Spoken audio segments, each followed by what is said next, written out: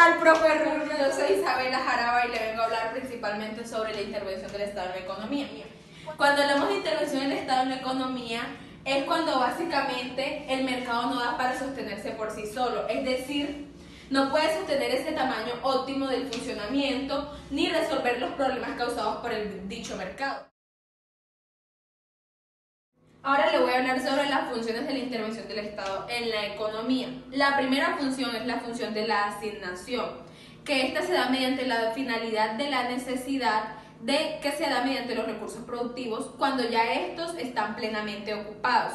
Esta función está en juego cuando la libre competencia no es suficiente ni se siente segura de sí misma. La segunda función es la función de distribución, que es como la misma palabra nos lo dice, esa redistribución de la renta y las riquezas nacionales. En la función de la distribución, Musgrave da su punto de vista. Para él, esta función tiene doble partida. La primera nos dice que es la política distributiva con una mínima transferencia en el funcionamiento del mercado. Y la segunda nos dice que es la mayor capacidad potencial de las medidas fiscales. La tercera función que tenemos es la función de la estabilización, el cual esta se lleva a cabo a través de la utilización de medidas presupuestarias que se derivan de combinaciones políticas, monetarias y de comercio exterior. Después de tener muy bien claro las funciones de la intervención del Estado en la economía, podemos desplazarnos hacia las políticas. En estas políticas se encuentran las políticas monetarias y las políticas de exteriores. ¿Qué son las políticas monetarias? Son aquellas acciones o conjunto de acciones que utiliza el Banco Central para influir en el crecimiento de la economía mediante las variables de, como son la inflación, la emisión monetaria y el funcionamiento del Banco Central. Es decir, como para poder volver este concepto un poquito más pequeño, son todas esas herramientas utilizadas por el Banco Central para poder lograr ver el resultado de la estabilización del crecimiento económico de un país. Y la segunda, que serían las políticas exteriores, se definen como el conjunto de decisiones políticas o públicas que toma el gobierno de un Estado en función de los intereses nacionales y en relación con los demás actores del sistema económico compuestos por otros países o internacionales de un solo país. ¿Qué es el dinero? El dinero es cualquier medio de pago o cobro aceptado normalmente en cualquier tipo de transacción, como estos. Listo. Funciones del dinero. La primera función del dinero es el medio de pago o de cambio. La segunda sería el depósito de valor. La tercera es la unidad de cuenta o de cambio. Y la cuarta, el patrón de pagos diferidos.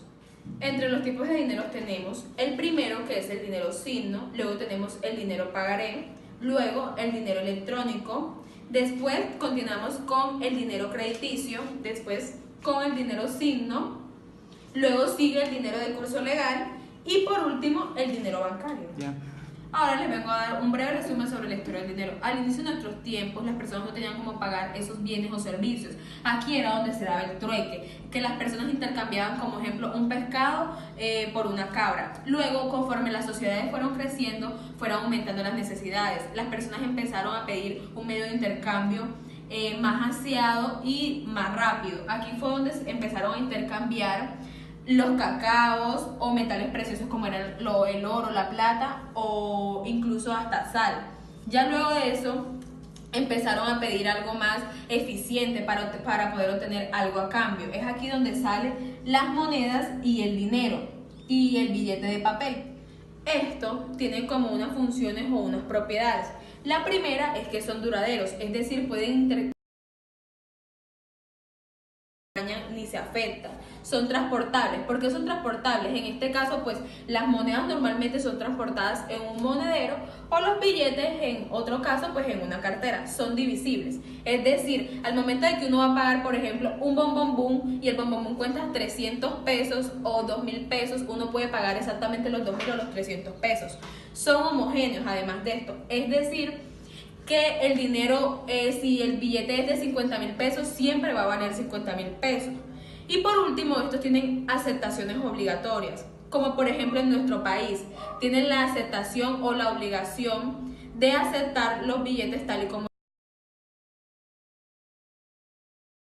Integración económica es la ausencia de cualquier modo de discriminación entre economías nacionales.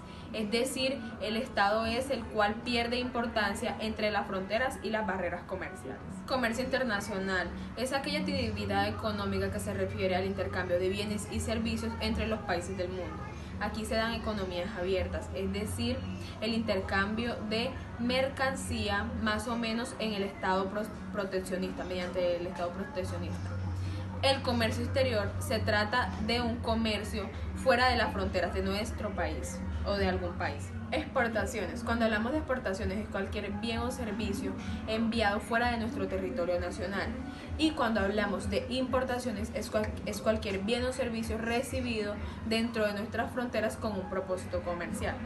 Cuando estamos hablando como de comercio internacional o exterior, el exterior lo ve sobre un punto de vista sobre un país y el internacional lo ve sobre un punto de vista o una perspectiva mucho más global.